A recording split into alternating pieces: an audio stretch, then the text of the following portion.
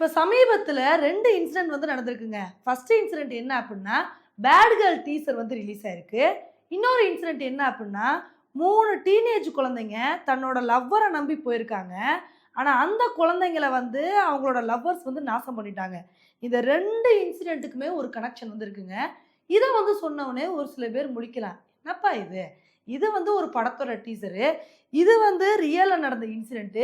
இது 2மே எப்படி வந்து கனெக்ட் ஆகும் அப்படின்னு தானே வந்து கேட்குறீங்க. ஆனா உண்மையிலே இந்த 2 இன்சிடென்ட்டுக்கும் கனெக்ஷன் வந்து இருக்குங்க. இப்ப பேட் கேர்ள் டீசர பார்க்கும்போது, இந்த டீசர்ல என்ன சொல்றாங்க அப்படின்னா, பொண்ணுங்க எப்படி வேணா இருந்துக்கலாம்ப்பா. பொண்ணுங்கள பாய் ஃப்ரெண்ட் வச்சுக்கிறது தான் கெத்து. கிளாஸ் லீடரா இருக்கிறதோ, நல்லா படிக்கிறதெல்லாம் கெத்து இல்ல.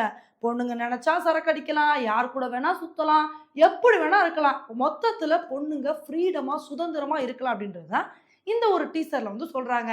இத வந்து பார்த்தோனே நமக்கு என்ன தோணுச்சுன்னா, டீசர்ல இப்படி சொல்லியிருப்பாங்க. படம் வரும்போது நல்ல கருத்தோட தான் படத்த வந்து முடிப்பாங்க. சரி படம் வர வரைக்கும் வெயிட் பண்ணலாம் அப்படின்னு தான் நம்ம வந்து எதிர்பார்த்தோம். ஆனா, இந்த படத்தோட டைரக்டர் வந்து டீசர் வெளியீட்டு விழால ஒரு ஸ்பீச் குடுத்துருக்காங்க. அந்த ஸ்பீச் கேட்கும்போதே இந்த படம் என்ன லட்சணத்துல இருக்குன்னு சொல்லிட்டு நமக்கு தெரிஞ்சு போச்சுங்க.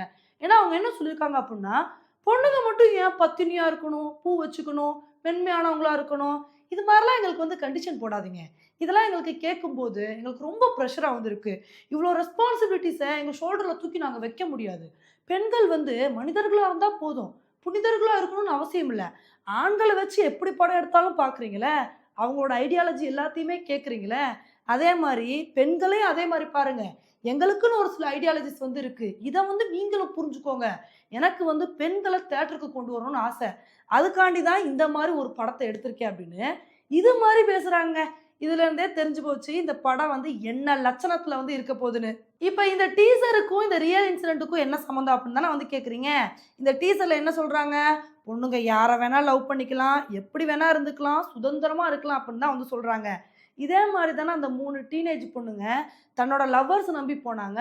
நான் காதலிக்கிற பையன நம்பி போறேன் அப்படின்னு போனனால தான், இவங்களுக்கு இன்னைக்கு இவ்ளோ பெரிய ஒரு மோசமான சம்பவம் நடந்திருக்கு. ஆல்ரெடி சமுதாயத்துல இவ்ளோ பிரச்சனைகள் வந்து போய்க்கிட்டு இருக்கு. இப்படி இருக்கும்போது, இன்னுமே இவங்கள தூண்டி விடுற மாரி, "நீங்க எப்படி வேணா இருந்துக்கோங்கப்பா. லவ் பண்றது தான் கெத்து. பாய் ஃப்ரெண்ட் இருக்கிறது தான் கெத்து" அப்படின்னு சொல்லி, இந்த மாரி தூண்டி விட்டீங்கன்னா, படிக்கிற பிள்ளைங்க இத பார்த்து என்ன நெனைப்பாங்க? இப்ப நீங்க ஒரு படம் எடுக்குறீங்க அப்புட்ன்னா, அது 4 பேருக்கு அந்த படத்த பார்த்துட்டு, ஒரு வாழ்க்கைக்கு முன்னுதாரணமா இருக்கணும். அத விட்டுட்டு, பல பேரோட வாழ்க்கைய நாசமாக்குற மாரி படம் எடுக்குறீங்க. இது மாரிலாம் எடுக்குறீங்களே, உங்களுக்கெல்லாம் வெட்கமா இல்லையா? அப்படின்ற மாரி தாங்க நமக்கு கேட்க தோணுது. ஏன்னா, ஆல்ரெடி இதே மாரி தான் சிகரெட் அடிக்கிறது தான் கெத்து, சரக்கு அடிக்கிறது தான் கெத்து அப்படின்னு சொல்லி, இது மாரி ஆரம்பிச்சு வச்சாங்க.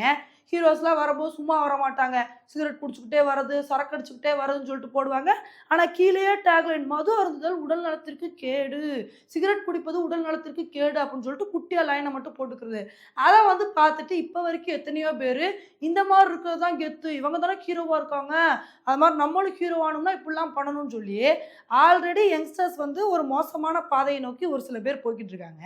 இப்படி இருக்கும்போது, இன்னுமே இந்த விஷயத்துல லவ் பண்றது தான் கெத்து, இஷ்டத்துக்கு சுத்துறது தான் கெத்து அப்படின்னு சொல்லிட்டு நீங்க வந்து பேசிட்டு இருந்தீங்க அப்படின்னா, இது வந்து என்ன ஒரு நிலைமைய வந்து ஏற்படுத்தும்? உண்மையிலே இந்த மாரி படங்கள்லாம் வந்துச்சு அப்படின்னா, இந்த படங்கள்லாம் தவிர்க்கிறது தாங்க நல்லது.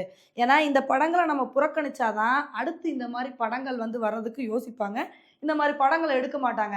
அத விட்டுட்டு நம்ம இந்த மாரி படங்கள கொண்டாடினோம்னு வச்சுக்கோங்களேன், இதுதான் சூப்பரான படம்னு சொல்லிட்டு அடுத்தடுத்து இதே மாரியே எடுக்க ஆரம்பிச்சுருவாங்க.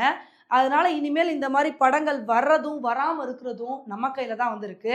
ஓகே ஃப்ரெண்ட்ஸ், இந்த ஒரு விஷயத்த பத்தி நீங்க என்ன நினைக்கிறீங்க அப்படின்றத என்னோட கமெண்ட் செக்ஷன்ல வந்து போடுங்க. இதே மாரி இன்னொரு வீடியோல உங்கள வந்து மீட் பண்றேன். Bye friends.